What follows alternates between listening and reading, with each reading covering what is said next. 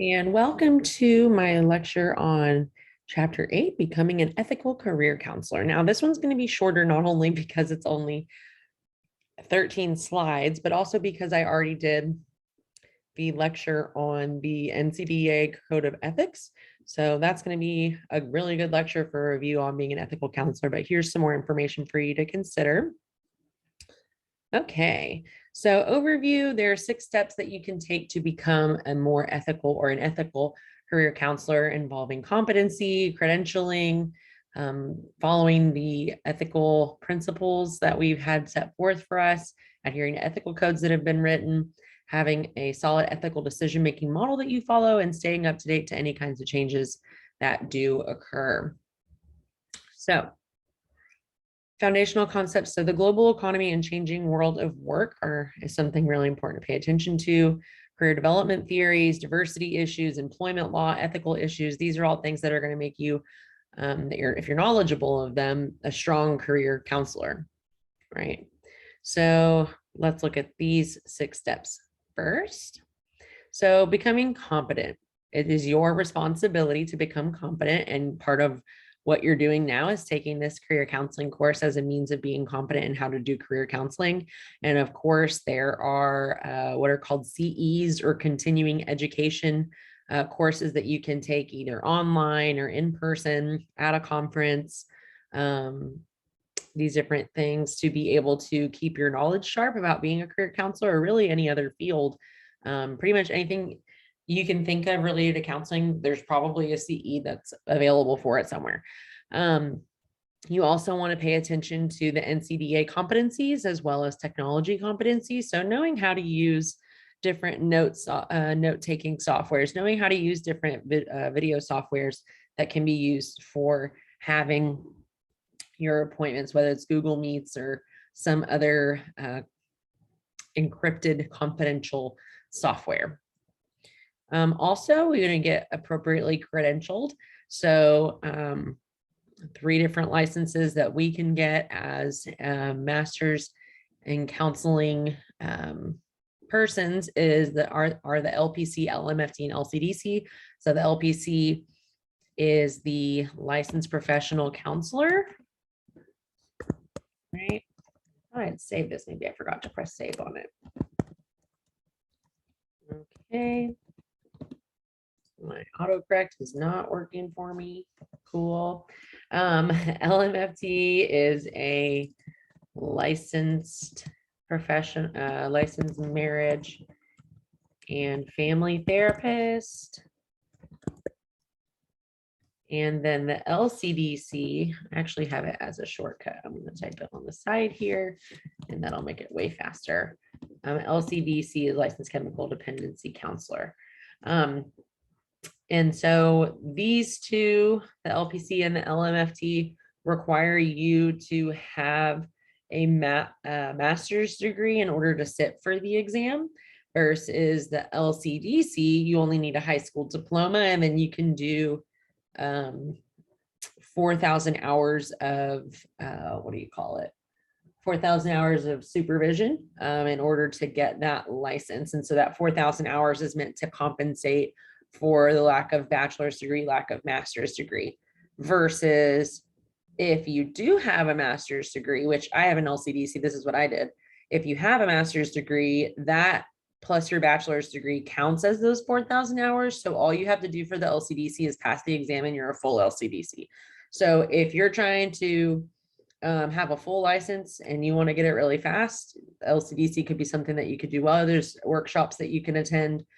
Being that we're in Houston, Von Bryant does a really great LCDC workshop. I took it, or I did it, and I passed the LCDC exam on my first try. Comparably, I thought it was easier than the LPC exam. I'm an LPC LCDC, if you don't remember that. And so that is something you can do. And then the LMFT, I've heard that's a beast of a test. Go for it if you want to. I was going to do it, but then I changed my mind because I didn't want to pay for the test materials, or the study materials for the test. And then also it's important to remember there's career planning versus career counseling. Those are 2 different things. And then you can also join TCDA as a way to help yourself stay on the ball with career counseling, which is through the Texas Counseling Association. It's one of their, or Texas Counseling Association is one of the branches. Okay, so licensure versus certification, these are different things. So licensure is required by law for counselors. And the goal is to protect the public because there are requirements set forth for us to be able to be practicing professionals as counselors. Certifications are different, and they're typically issued by professional associations or different credentialing authorities. Like you can be EMDR certified, you can be CPR certified, you can choose to do it, but you don't have to do it. So licensure is required, but certifications are voluntary and optional. Also, again, looking at that, some certifications that you could do, NCC, MCC, MCDP, GFDF or GCDF. These last two I've never heard, but maybe those persons that specialize in career counseling, those could be things that they might have.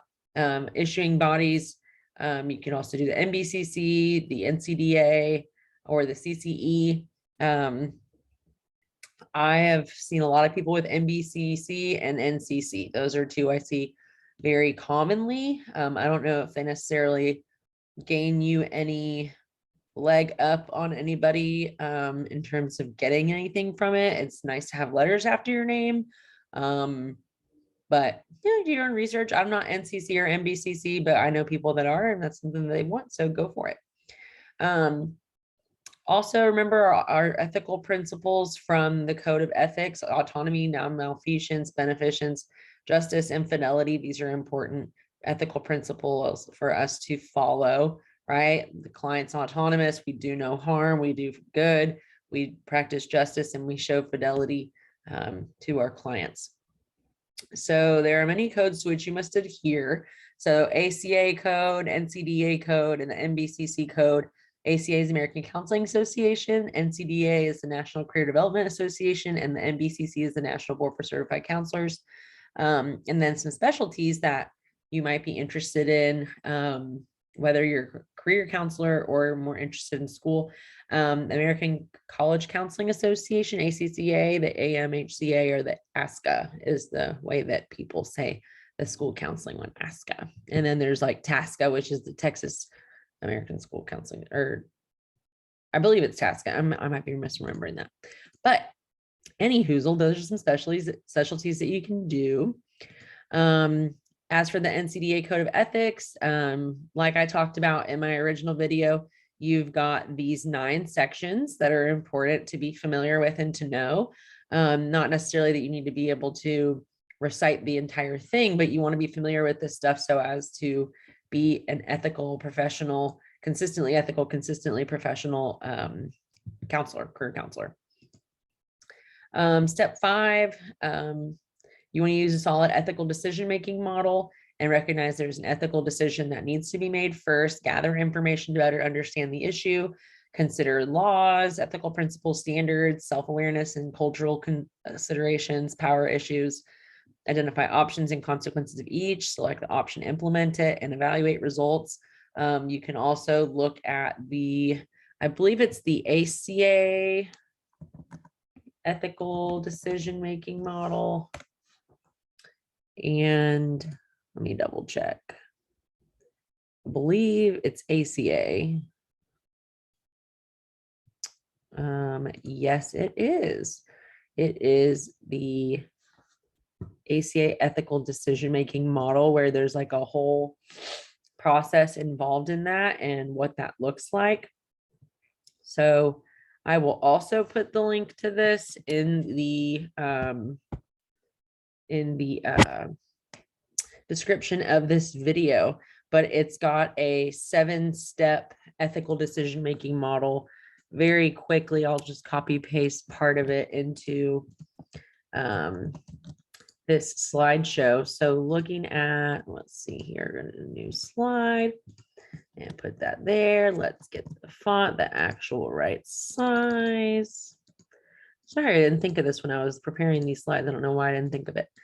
Okay, so in considering an ethical decision-making model. There are several that exist, but this is the ACA one. So these are the steps that it recommends to follow. So identify the problem, apply the ACA code of ethics.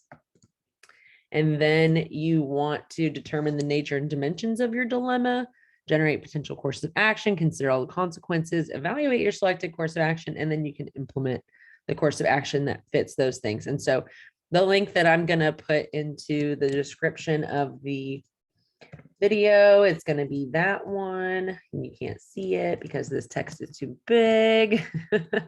Sorry about this.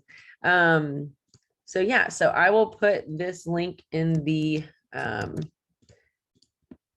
description for you so you can go and check that out if you want to look a little bit more closely at it. It's a decision-making model that I abide by. And then on our last slide, it's important to stay up to date in order to be an ethical counselor. So get supervision after you've done your master's. You can also do consultations, talking to other licensed counselors about issues that you run into to make sure you're staying on track with ethical things, ethical practices.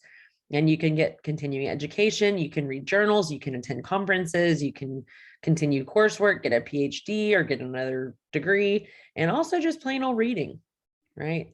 So this is my lecture on chapter 8 and being an ethical counselor, and stay tuned for number 9, chapter 9. Thanks.